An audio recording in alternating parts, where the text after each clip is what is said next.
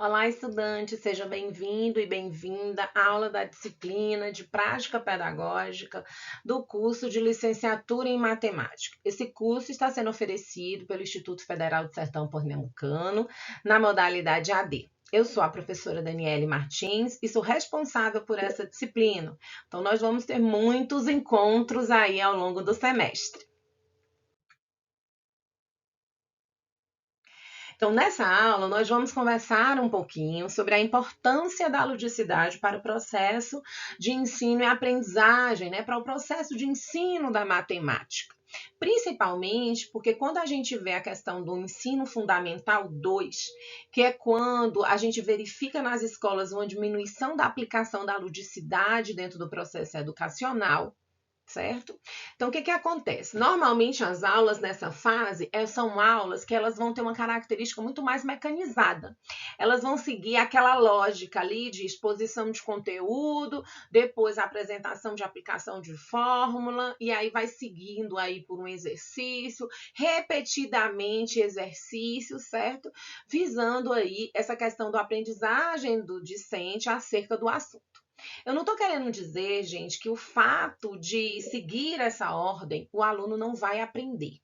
Pode ser que ele aprenda sim. Entretanto, para a gente que acredita numa aprendizagem significativa, é necessário que essa aula ela se torne muito mais atrativa no olhar do estudante, entendeu? É necessário que a gente consiga assim, fazer esse envolvimento com o estudante. Então, por isso é importante, não só na educação infantil, no ensino fundamental, mas também no ensino fundamental 2, que a gente consiga aplicar a ludicidade, e até mesmo no ensino médio.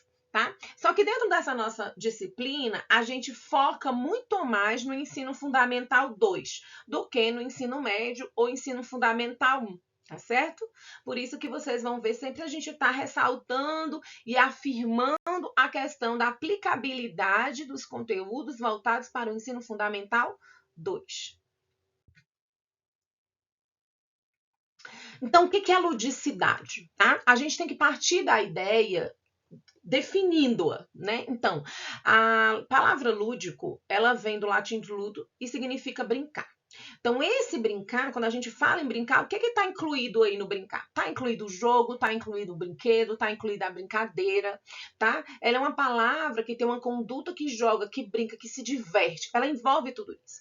Então, por sua vez, quando a gente vai pensar, a gente tem que pensar que isso possibilita a aprendizagem do sujeito, o seu pleno desenvolvimento. Já que, por exemplo, no caso do jogo, a gente vai ter regra, a gente vai ter instrução, a gente vai ter interação entre o objeto e o meio, vai ter uma diversidade de linguagens que vão estar envolvidas ali dentro dessa prática. Então, desse modo, quando a gente pensa numa prática pedagógica, a gente tem que pensar nessa prática que proporcione uma alegria para os nossos alunos dentro desse processo. Então, esse lúdico, ele tem sim que ser levado a sério dentro da escola, porque ele proporciona um aprender por meio desse jogo. É o aprender brincando. Tá? Então, a gente pode deduzir que essa formação lúdica ela vai favorecer essa prática dos nossos professores.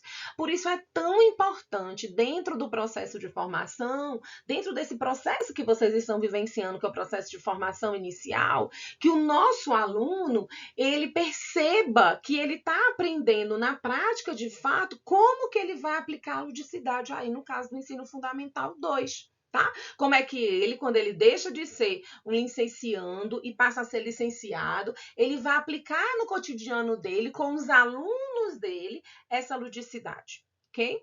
E aí, muitas vezes, dentro do processo de formação inicial, que é esse que vocês estão vivenciando dentro da graduação, é insuficiente. Então, às vezes, o professor ele vai buscar outros conhecimentos, ou a própria instituição vai oferecer, que é o que a gente chama de formação continuada. Tá?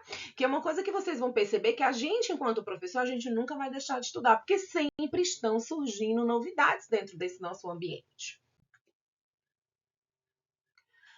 E aí a gente vai trazer aqui alguns estudiosos dessa área, né? Alguns estudiosos que falam aí um pouquinho, que fundamentam essa importância da ludicidade para a educação.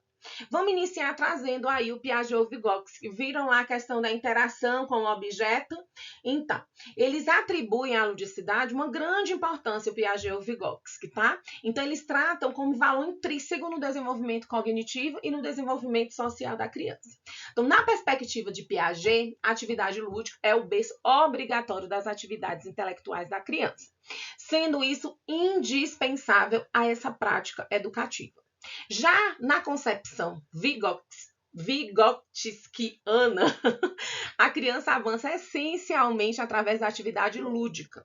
E aí a gente vai ter outros estudiosos, por exemplo, Camus e o Joseph, que vão abordar mais especificamente jogos matemáticos, que vão defini-los como responsáveis por estimular a criança a pensar de uma forma mais independente, fazendo com que ela desenvolva ali o seu pensamento lógico matemático. Tá?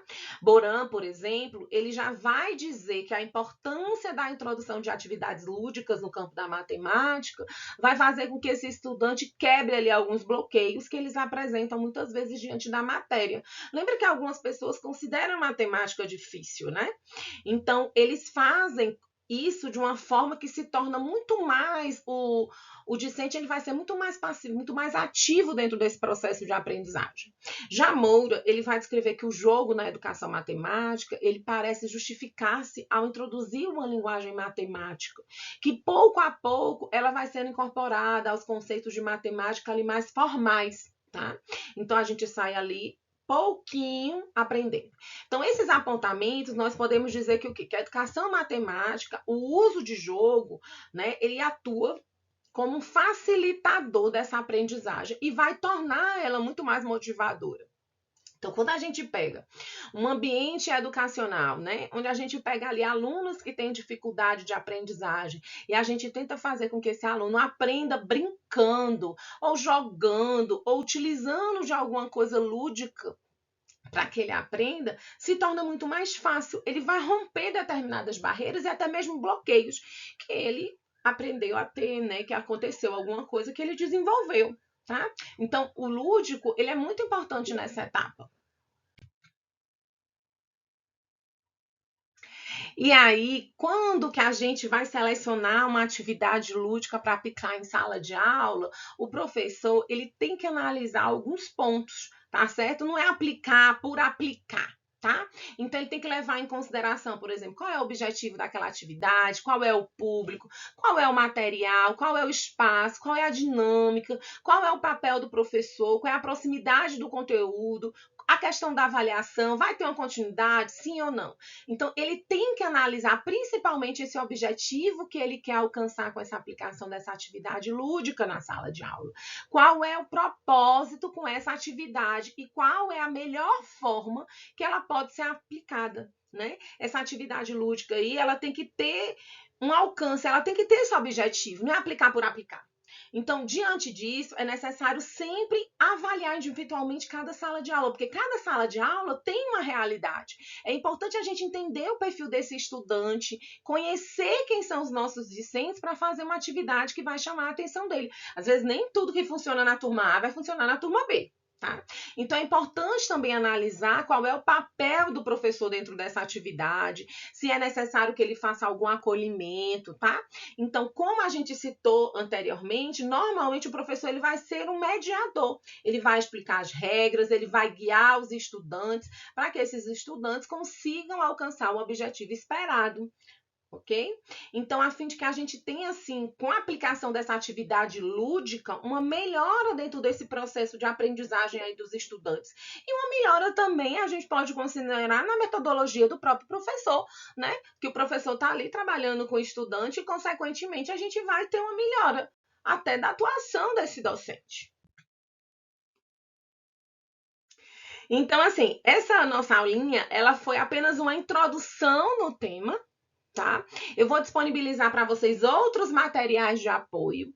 Para essa aula, eu tive assim como referência o material de Assunção, o material de Da Silva, de Muniz, de Raul. Eu vou compartilhar com vocês outros textos, ok? Para vocês irem estudando e também alguns outros vídeos. Por isso, assim, não deixem de estudar, acompanhem sempre todo o material, ok? E até breve. Tchau!